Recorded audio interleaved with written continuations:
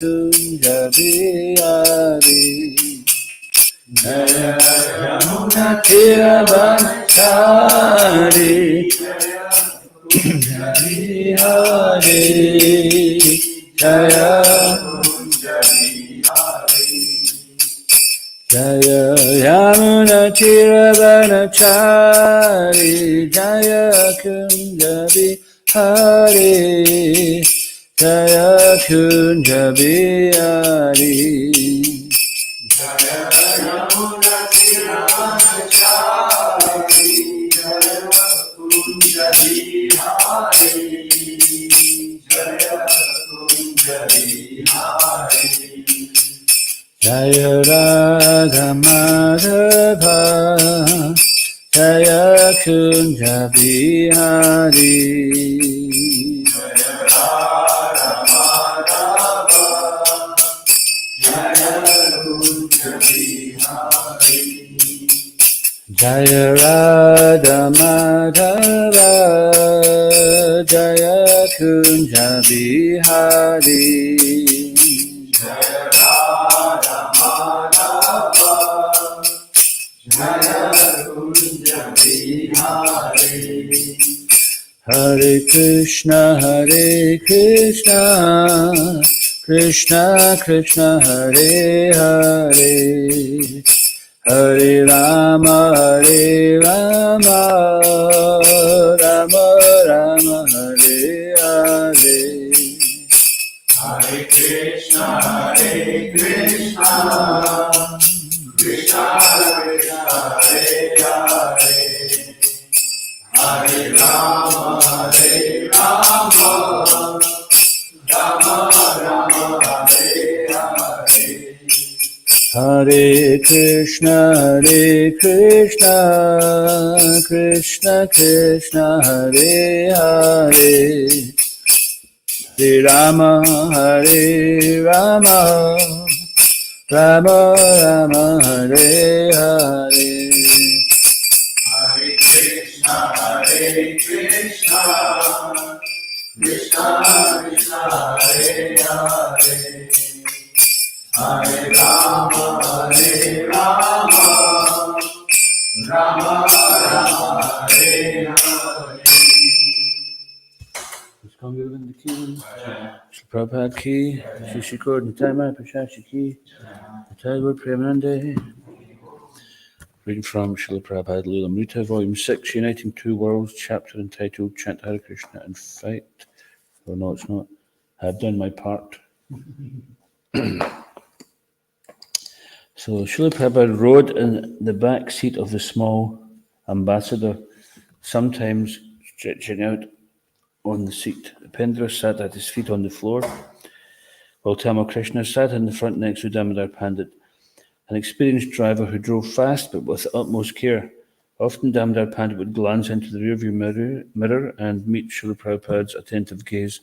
At one point, when Prabhupada saw a man selling cucumbers, he asked Damodar to stop the car. Cucumbers, he said, were good for quenching thirst.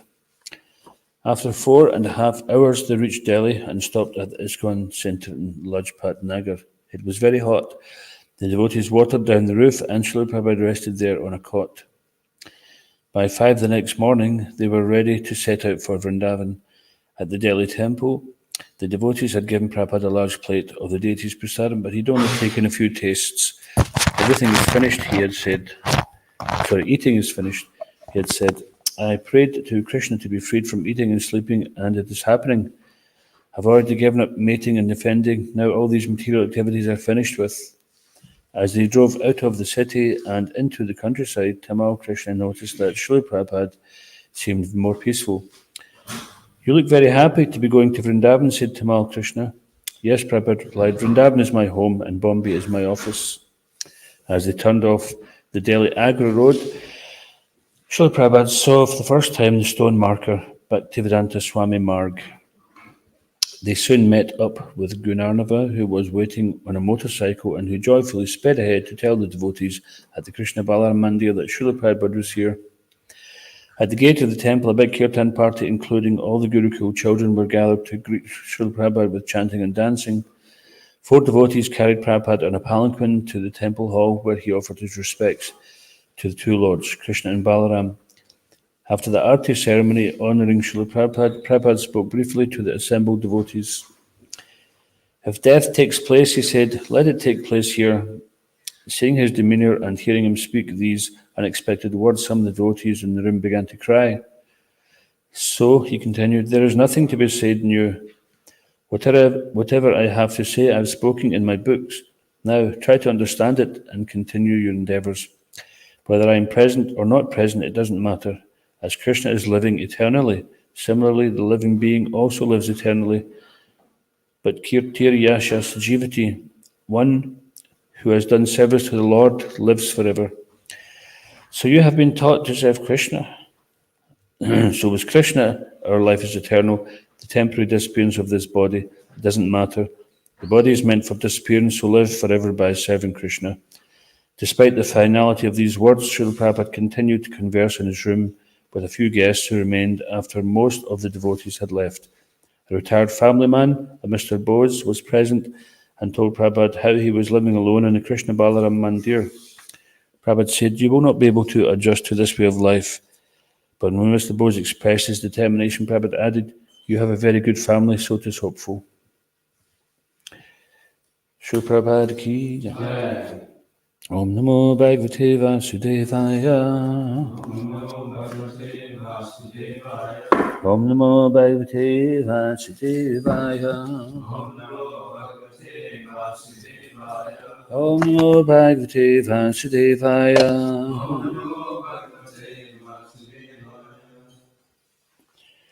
Reading from Srimad Bhagavatam, Canto 5, Chapter 14, entitled The Forest of Enjoyment, Text 31.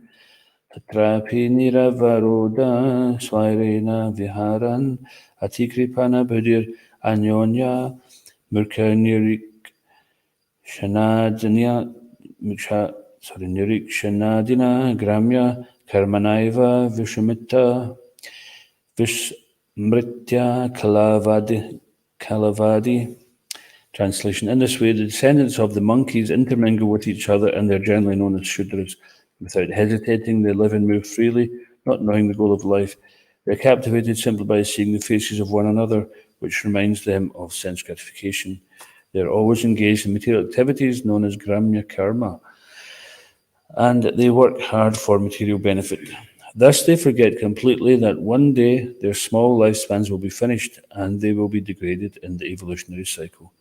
Prabhupada's purport. Materialistic people are sometimes called Shudras or descendants of monkeys due to their monkey-like intelligence. They do not care to know how the evolutionary process is taking place, nor are they eager to know what will happen after they finish their small human lifespan. This is the attitude of Shudras. Sri Chaitanya Mahaprabhu's mission, this Krishna conscious movement, is trying to elevate Shudras to the Brahmin platform so that they will know the real goal of life. Unfortunately, being overly attached to sense gratification, materialists are not serious in helping this movement. Instead, some of them try to surpass it. Thus, it is the business of monkeys to disturb the activities of the Brahmins. The descendants of monkeys completely forget that they have to die, and they are very proud of scientific knowledge and the progress of material civilization. The word gramya karmana indicates activities meant only for the improvement of bodily comforts. Presently, all human society is engaged in improving economic conditions and bodily comforts.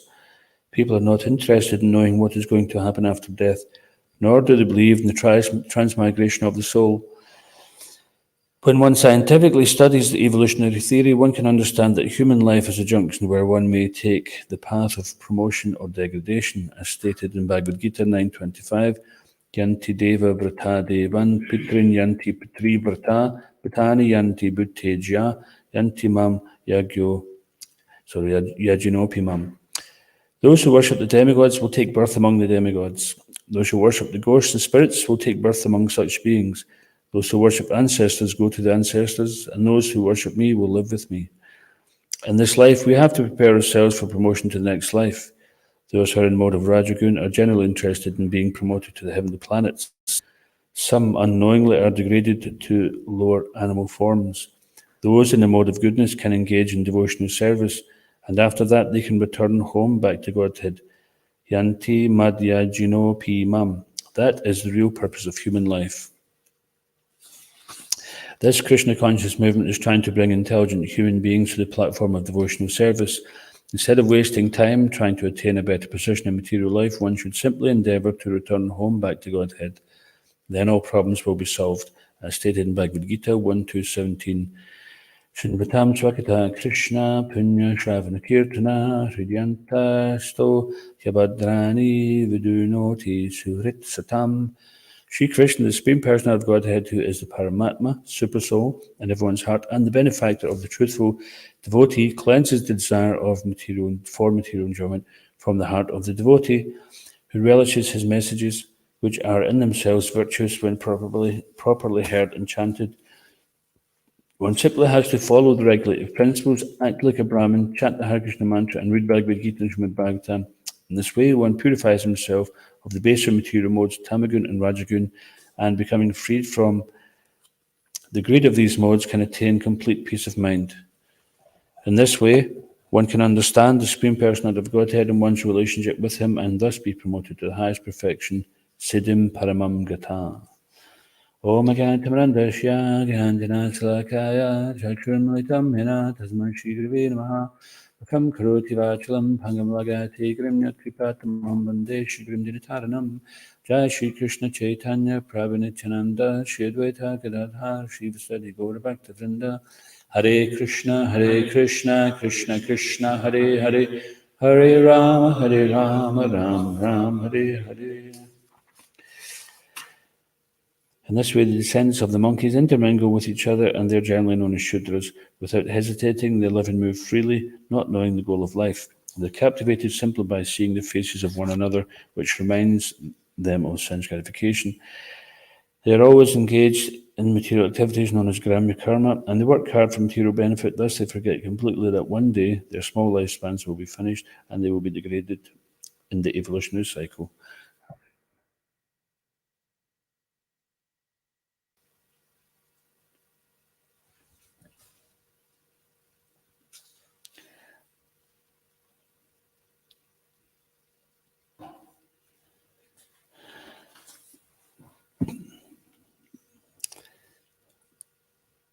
There's a book called Light of the Bhagavat. Has anyone here read that book? It's a wonderful poetic book with nice pictures, which Srila Prabhupada, I think he did it back in the 50s, if I remember rightly. And he had a plan to go to Japan to do some kind of exhibition with typical Japanese pictures depicting Krishna's Leela. And the pictures and the text came together. The trip to Japan didn't take place, but the devotees published that book later on. And it's wonderful there. So that it's very poetic book and full of wisdom. It's taken from, I think it's chapter 30 of Krishna book, Autumn in Vrindavan, if I remember rightly. So one verse in there, Srila Prabhupada is talking about how the little fish are swimming in the pools. They're enjoying swimming in the pool, but they don't realize that day by day the sun is evaporating the pool. And soon the fish will have no water to swim in. It will dry up and then they will expire. So this is similarly here. Prabhupada is making the same kind of point that our tiny little human form of life, very short lifespan, when we're young, which some of you may be, like maybe in your 20s or 30s or even your 40s. Some people consider that young. If you're in your 60s or 70s, you probably consider 40 still young. You've got your whole life ahead of you.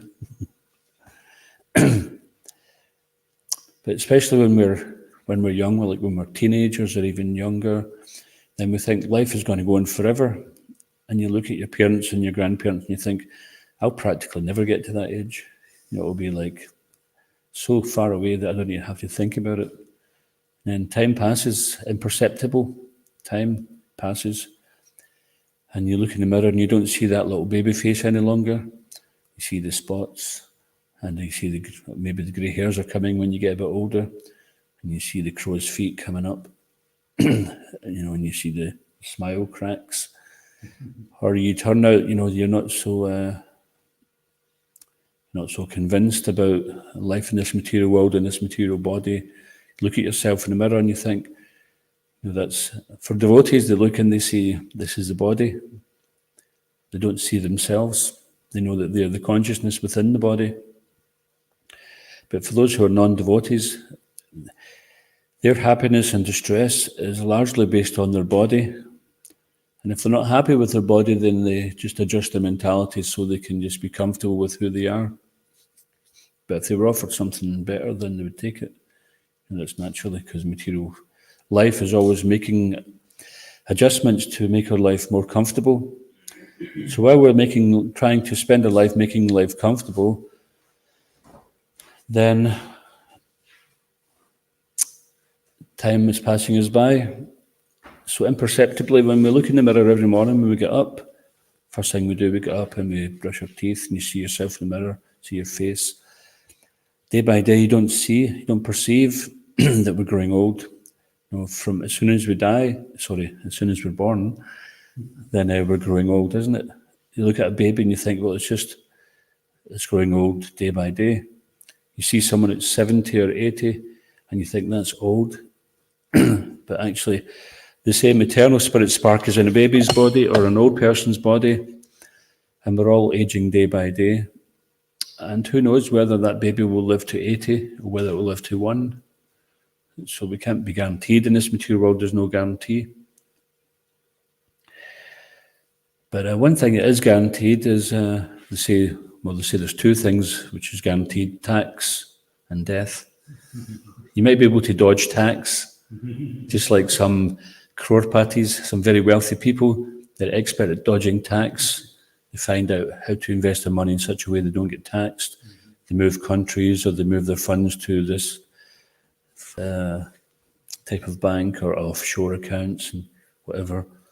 Of course, these things are set up by rich people for rich people. So they make their own laws to protect their own economy, their own money.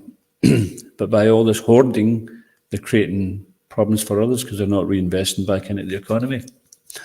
So this greed, magridaha kashasviddanam, taking more than what is required, means that someone else is doing without. So then they do something called quantitative easing, which means they just print more money and distribute it, circulate it. They give it a big name. Just like we were talking about this theory of evolution. So there's anomalies, there's missing links in their theory. So because they can't find them, they come up with a new name, a new term. It's called punctuated equilibrium. That means that normally they go from this species to that, but then there's nothing there, so it means they just jumped. It's a quantum leap. They just went from a jellyfish to a bear. Of course, I'm exaggerating, but this is, if they can't find the evidence, then they just change the story. But the conclusion is still the same. So they still keep perpetuating the same lie, but here evolution is talking about in a different way. The evolution of the soul throughout the various species of life. When one comes to the human platform of life, we have the opportunity to rise above the lower modes of material nature and realizing we're like that fish in the pond, we're swimming around thinking, oh, we've got so much time in our hands, we can just waste that time, we can do so many whimsical things, we can space out, we can involve our time in this and that. But funny, if someone was to take our money off of us, we'd be like, oh, that person robbed me. Or if we lost some money, we'd be thinking, oh, I could have done so much with that. But when we lose time, we don't think about it so much. But the time is actually much more valuable because you can't buy any amount of time for any amount of money. You can't buy back 1 second. Just like, say, we had a most enjoyable minute in our life and think, okay, I've got £60 billion here. Let me buy that 1 minute back. Now it's gone. You can't get it back. And there's no guarantee you can recreate that situation. even if you get all the material things in place, there's no guarantee that we can recreate that, because our karma was then something and it's now something else. But what Srila Prabhupada is mentioning here is that the soul is eternal, and like we're reading also in the Namamrita this morning, the devotee who is fortunate enough to remember Krishna at the time of death, even when the body's in a very difficult condition, naturally the soul is trying to survive in this material body. Sometimes people say, oh, I'm not afraid of death, but if you go and grab them round the throat by your hands, then they're not just going to relax and go, okay, come on, death, on you come. I'm not afraid. What are they going to do? Yeah, they'll struggle, they'll defend, they'll start fighting. So if they're not afraid of death, then why not just die if somebody's choking you? What's the problem? Why are you fighting so much? What it is they're actually afraid to lose everything they're attached to. Because death means the end of everything which they've been working for, the end of everything that we're attached to. So therefore it's important that we become attached to Krishna. If we substitute all the material attachments we have for something connected with Krishna, then all our attachments, because it's mentioned, whatever you think of at the time of death, that state you will attain. And what we will think of at the time of death is what we're most attached to. Naturally, we'll do that.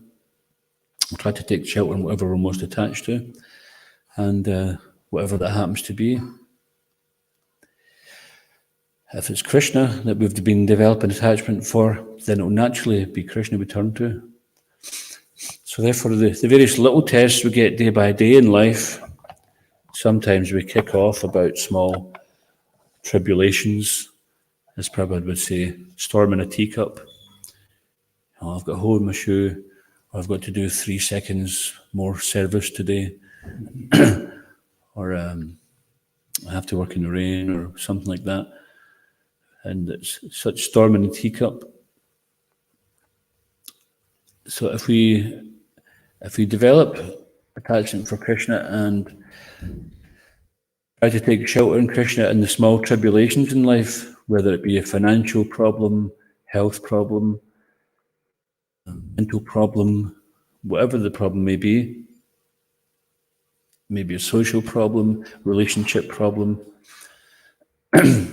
then if we take shelter amidst all these challenges, then this is a good practice for at the time of death, when automatically we'll start to take shelter of Krishna. So we have to practice taking shelter of Krishna, so when the final test comes, that final exam comes, then we've been swatting up.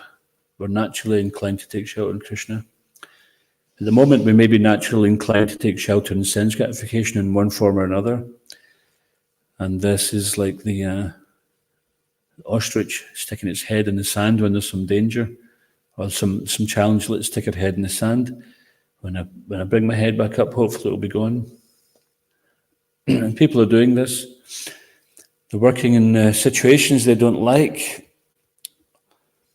And at the weekend, often people just get intoxicated, or they get involved in some kind of distraction over the weekend, so that they can forget the 9 to 5, Monday to Friday job they have. So we shouldn't see Krishna consciousness or devotional service as a Monday to Friday 9 to 5 job. If we see it like that, then that's a very conditional thing.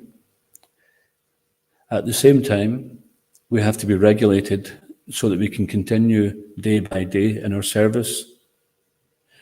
It's not that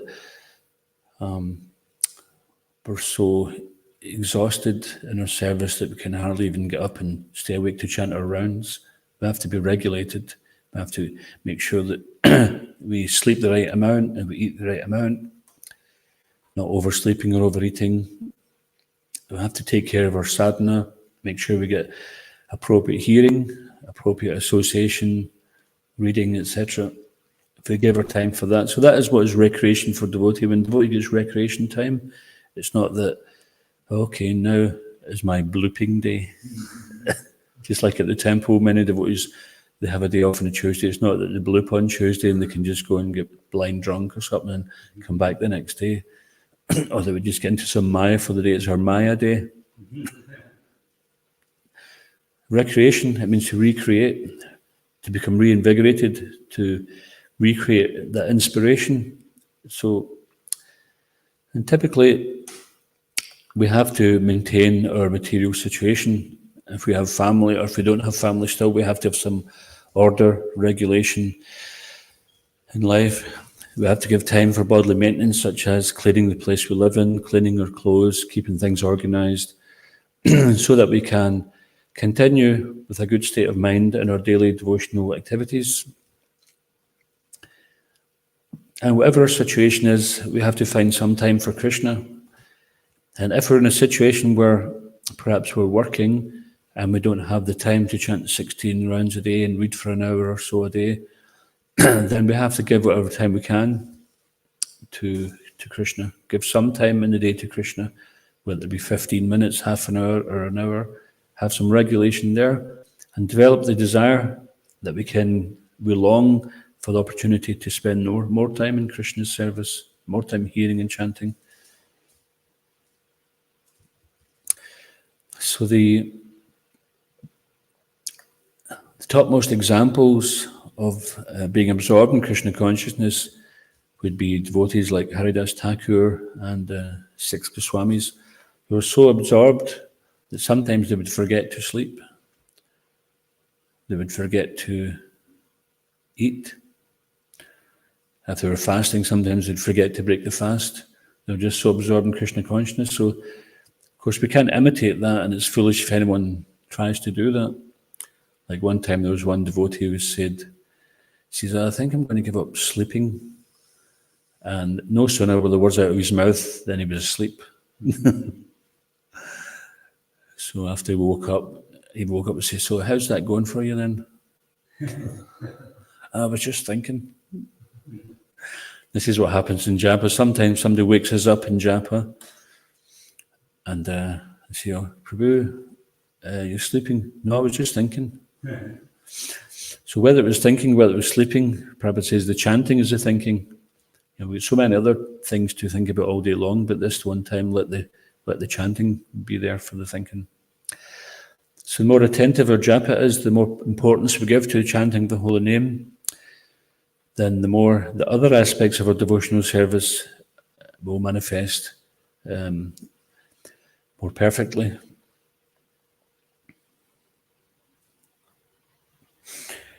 So even if one performs great sacrifices for material benefit, and ultimately you can get these material benefits, you can get really good karma, etc. But you have to then still take birth again, maybe even as a demigod or amongst the demigods.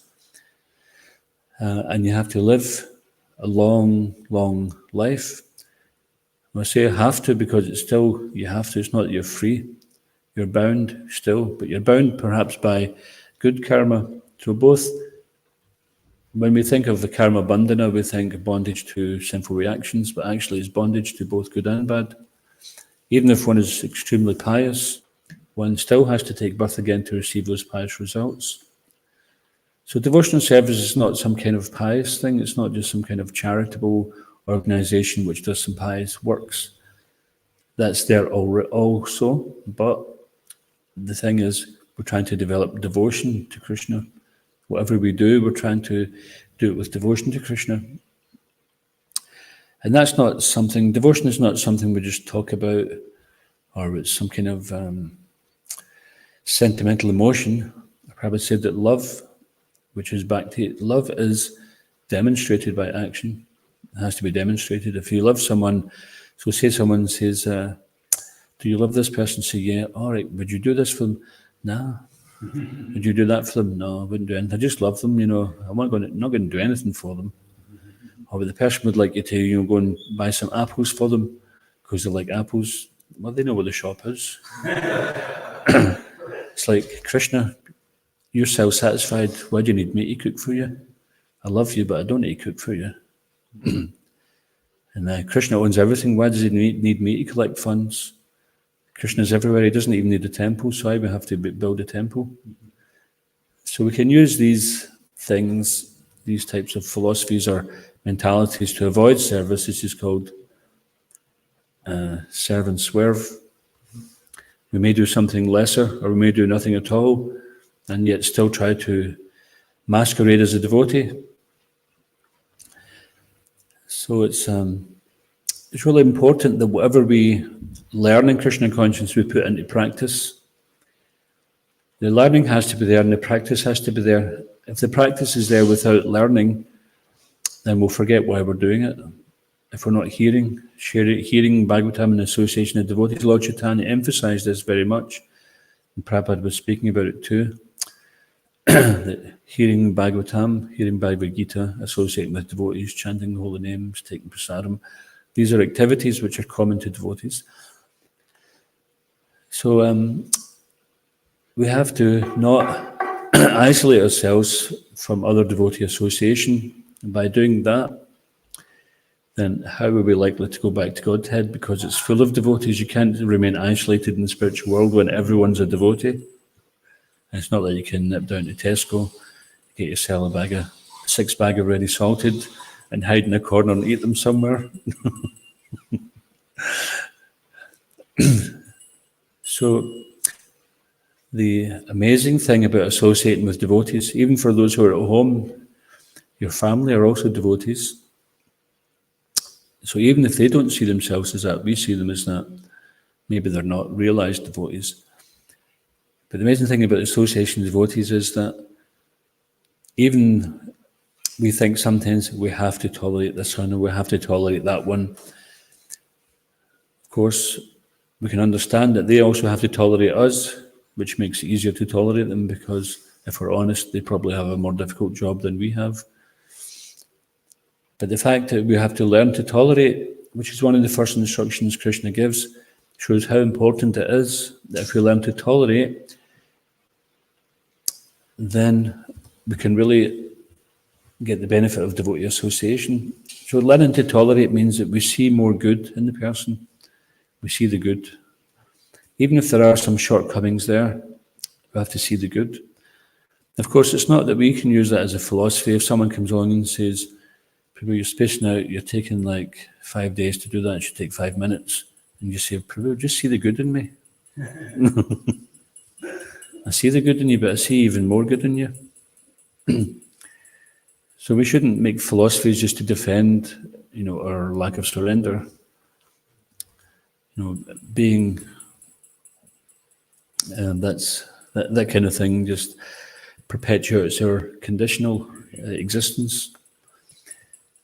So this eating, sleeping, mating, defending, Prabhupada said that defending is the most difficult one to give up. Sometimes we might think, I thought my Tunya Agra, the shackles of sex life, was the binding force. But defending means that we defend even that. We defend our right to behave like a pig or a dog.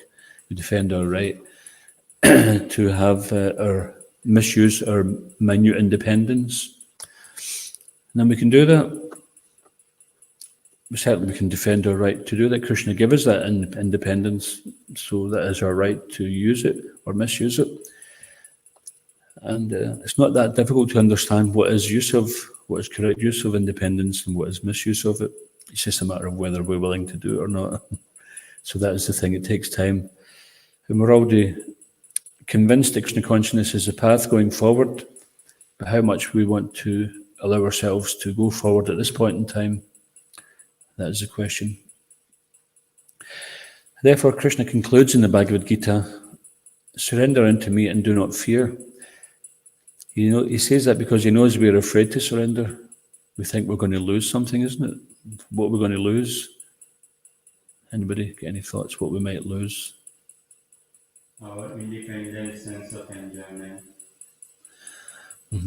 So we think we're going to lose our independence and our what of enjoyment? Enjoying independently. Enjoying independently. So that's true, but and Prabhupada mentions that. He says that the conditioned living entity thinks himself enjoyer, thinks himself the controller, but actually they're being controlled by Maya, material energy. So we think ourselves to be the doer, we think ourselves to be the controller, but actually we're just being tossed around by the waves of the ocean of nescience of Maya, and we think it's us. And someone's saying, jump on the ship. I'm saying, no, I just got to try to catch this wave here, or else I'm going to go under again. And then the wave, we were on top, riding on the crest of a wave, enjoying, and then the wave goes back down and we go under, and then we come back up. So we're up and down in this happiness, sukha, dukkha, and distress of material life. But Krishna consciousness offers us a paramdrisva nivartati, rasovarjam arsopyasa paramdrisva nivartati. By ceasing engagements and experiencing a higher taste and remain fixed in consciousness. So has anyone ever wondered, well, how can I give up the lower when I don't have a higher taste? Anyone ever thought that? How can I give up the lower taste? You know, when I don't yet have a higher taste, you know, it means I'll have nothing. So what do you think is the answer? Anyone? How can we give up something when we don't have a higher taste? We may not have the higher taste for now, but if we endeavor, if we know where is the higher taste, what is the higher taste and where is it, we may not have experienced it ourselves for now, but if we endeavor, then we might as well have the higher taste and then we give up the lower taste. If we are convinced that yes, what I'm engaged in is surely a lower taste and there's something higher. That's true. So philosophically, that's right, that we can, by philosophically understanding that by restricting our sense enjoyment and engaging in higher activity, then gradually, then our disease condition will turn from jaundice, where sugar candy tastes bitter, to it tastes sweet. But what about for now? What's going to sustain us between now and then? It's like, do we just have to go about with our face tripping for years until we get a higher taste? For now, maybe tolerate. Okay, anyone get any other thoughts? Because by nature we want to enjoy. If we're not enjoying, then for some time, what is it saying? All work and no play makes Jack a dull lad. So what enjoyment will we get? If we're waiting on this anartha nivritti, clearing of the anarthas until we can enjoy transcendental bliss. So what's going to sustain us? Prasadam, yep. The number one shelter of the devotees. Absolutely. Prasadam is definitely one the devotees can go to. I've heard some spiritual masters say, you know, if you're really fried and all else fails, just go and take prasad. In fact, Prabhupada in the beginning days used to have a big jar of gulab jamans in 26 2nd Avenue, and they used to be called ISKCON bullets, because when the devotees were feeling they want to get back into Maya, then they would just dispel that Maya with these ISKCON bullets. They would counter-attack. So there's when we're feeling there's a lack of taste there, so simultaneously it happens that we're afraid to surrender because we don't want to give up our minute independence. But if we understand what is this minute independence offering us, it's offering us repeated birth and death. We're trying to enjoy it. And naturally, no matter what situation we're in, we still want to enjoy. Even if our enjoyment is really paltry, then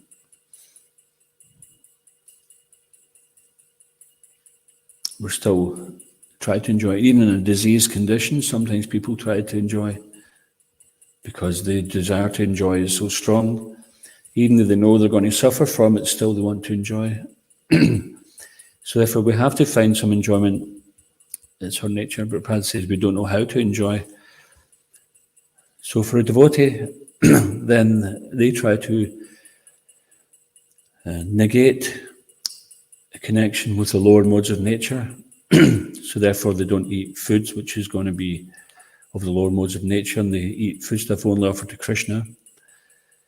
And they engage their life in devotional service and all these things which are in the mode of goodness, which are conducive for elevating our consciousness out of the lower mode so we can understand higher spiritual subject matters. So by simultaneously giving up the lower thing and engaging in the higher thing, then we do experience some enjoyment. We have kirtan, sometimes we enjoy talking about Krishna, etc. And even sometimes we look at the materialists and we may say, well, they guys look very happy, but it doesn't take much for their world to go topsy-turvy. All they have to do is lose the source of their income, or lose a family member, or somebody gets very sick, or they fall out. They fall into love and they fall out of love. And then, devastation for whole families. So these things go on. So material enjoyment, even though there may be some enjoyment there, it's very precarious. There's no guarantee it will remain there. Even if you find yourself a perfect situation, that everything that you want, you've got, then it's only a matter of time before it's all going to go. Because we come in with nothing, we go out with nothing. And what is important is what you do with our time. So to give our time to Krishna is the most valuable thing we can give. Sometimes people, they understand when Krishna says, if you can't do this for me, do that. So if they can't surrender to Krishna, then at least they give some of the fruits of their action, which means they give some money. It means devotees can use that money for spreading Krishna consciousness, and then the people who are working in the job, who give that money, they get the benefit of supporting Lord Chaitanya's preaching mission. Better than that is actually if they can give their time and dedicate their time. But in either way, some way or another, we can support Lord Chaitanya's mission, and this way do ourselves some really good para upakar. The supreme upakar, or the supreme welfare work, is to show compassion to others, and not just material compassion, but actual spiritual compassion, which means to help the conditioned soul revive themselves from the ocean of birth and death, revive their lost consciousness. If we can help some revive their lost consciousness, then we're doing the best service, the best type of welfare work. So, of course, there's so many welfare work needing done, like medical aid, food, water, the basic necessities of life, shelter. These things are needed. It's not that these things should be neglected. However, there are so many other charitable organizations who do that already. So the devotees can do that to some degree, but their main... Thank you, Prabhupada.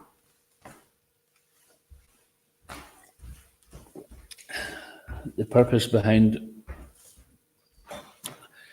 the devotees' charity work is not only material benefit, but a desire to help people, really help them, really help the person, that jiva, that spirit soul, by giving them knowledge of the eternal self, who they are,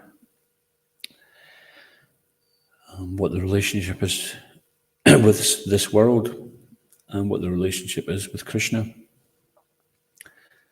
So a relationship with this world is that it's a foreign environment to us, as much as a fish out of water is in a foreign environment. Or if we fall overboard, if we're in the middle of the ocean, we fall overboard, we're in a foreign environment, and we have little hope to survive it unless we're rescued.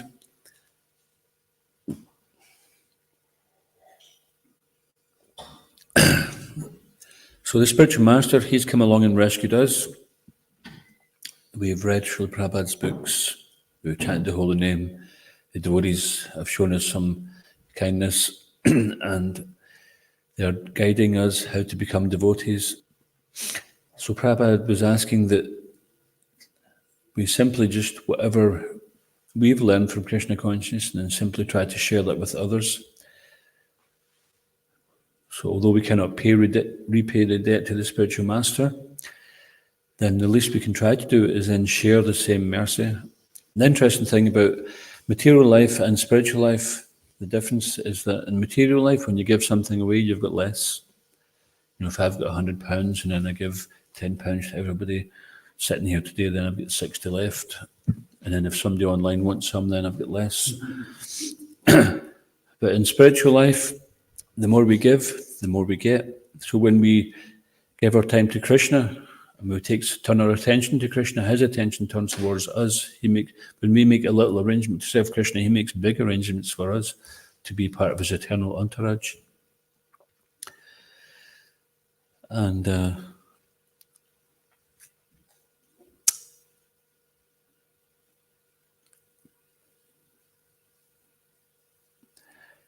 Krishna, the proof that Krishna wants us more than we want him is that we went away from him, but still he comes after us. He's in our hearts. Wherever we go, he's there. He's just waiting. He's our eternal friend. Sometimes we think we have so many friends. This is my friend, this is my enemy. But actually, we're all eternal associates of the Lord. And because of the temporary interactions we have, we consider each other friends or enemies. This is my best friend. This is my worst friend. This is my worst enemy. This one's that. This one's that. And then people think of us in different categories as well. It's all about perception. But Krishna is our eternal friend, the one who has never left us, who will never leave us, and who from time to time personally comes to remind us that we actually have a home. And if he doesn't come himself, then he sends one of his devotees to remind us to come back.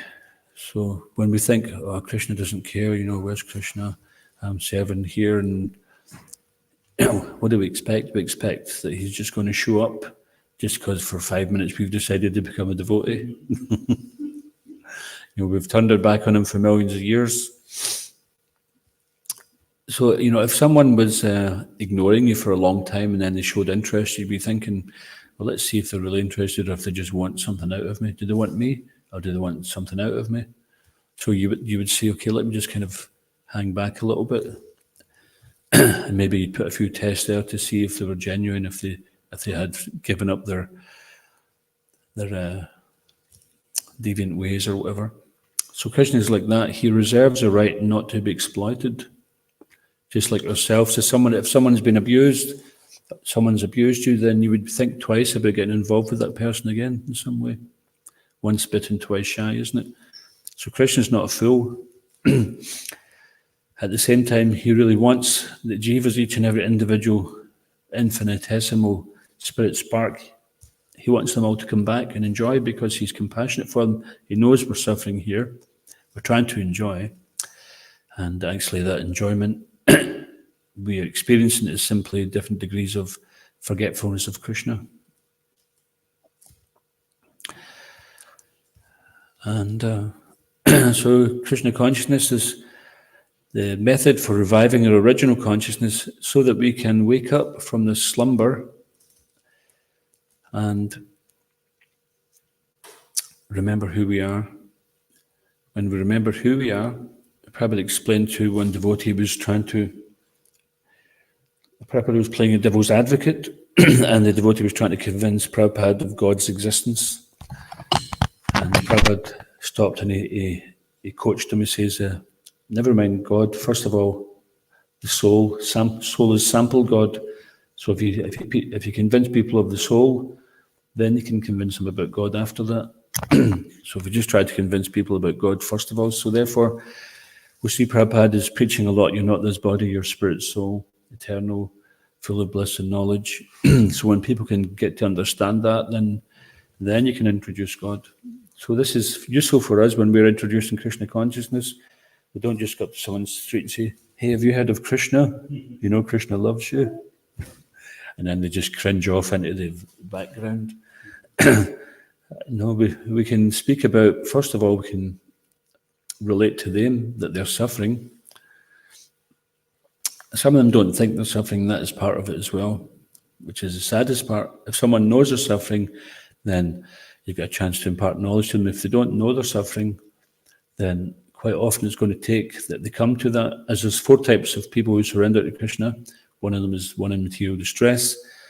And in Kali Yuga, most people turn to Krishna when they're in material distress because that's what it takes. That we're practically, I think it was, I told Shir and myself were speaking yesterday, that practically we're on death's doorstep before we decide to take shelter of Krishna. We have to be beaten completely into submission by Maya, where we're just crawling in the temple door. Krishna. And then we start to get a bit better, and then we get cocky, and it's like, I'm the man, or I'm the woman, or whatever you are. We get proud of ourselves, we'll forget where we came from. So it's good to remember why we came to Krishna consciousness, what brought us to that conclusion. And that helps us not go back, because if we go back out there, we'll just come to that same conclusion again, and all we've done is just go in a big round the mulberry bush, just go in a big waste of time circle, come back to the same point again. Not only that, we'll have all that karma to burn off before we get to the same point where we left. Therefore, it doesn't make any sense at all to walk away from Krishna consciousness at any time. So we keep our intelligence sharpened so that we can continue to move forward in Krishna consciousness. We keep that sharpened by hearing and chanting. And that hearing and chanting is recommended in the association of devotees, because then we can discuss, we can ask questions, and we can improve our understanding. So so in this way, we don't have to take birth as a monkey again. Actually, as we were reading that purport, I was just reminded of a verse. I can't remember the Hindi, but Prabhupada says, people are speaking like a big man, like Hanuman. Was it big monkey, big belly, sail on jumping melancholy? You've heard that saying? So sometimes people think, we've got, Prabhupada's talking about the monkeys here. So sometimes you have somebody who wants to think they're a big monkey, they're the big dog, the big monkey, and they make a big noise. But can they actually do something like Hanuman by jumping to Sri Lanka, Ceylon? Big monkey, big belly, sail on jumping melancholy. They can't do that. So the material world is full of bluffers. We don't have to believe them just because they're confident about themselves. Maya gives them this self-confidence. And sometimes people can be so convincing. Have you ever met someone who's actually telling you barefaced lies, but they're so convincing? So there's people like that. And may even be convinced themselves, because this is the power of Maya. She can convince the spirit soul, who has nothing to do with his body, who's eternal, full of bliss and knowledge, that they're this material body. And she convinced us in the last body we were in, and we believed that. And it's like, we come at the end of that one and we think, oh no, I made a mistake. I thought I was this body. I'm getting evicted again. Okay, I'm this body now. All right, this is my real body. And off we go again. Next body. Take another trip to another body. So Maya has such great power. Prabhupada says we underestimate the power of Maya. Therefore, we have no chance of overcoming Maya, and we have to take shelter of Krishna. That's our only possibility. And taking shelter of Krishna means following in the footsteps of the previous acharyas. Okay, anyone get any questions, comments?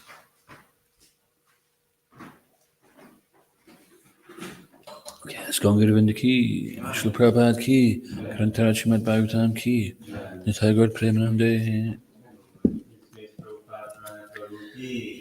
Gaura Bhakta Vrinda ki.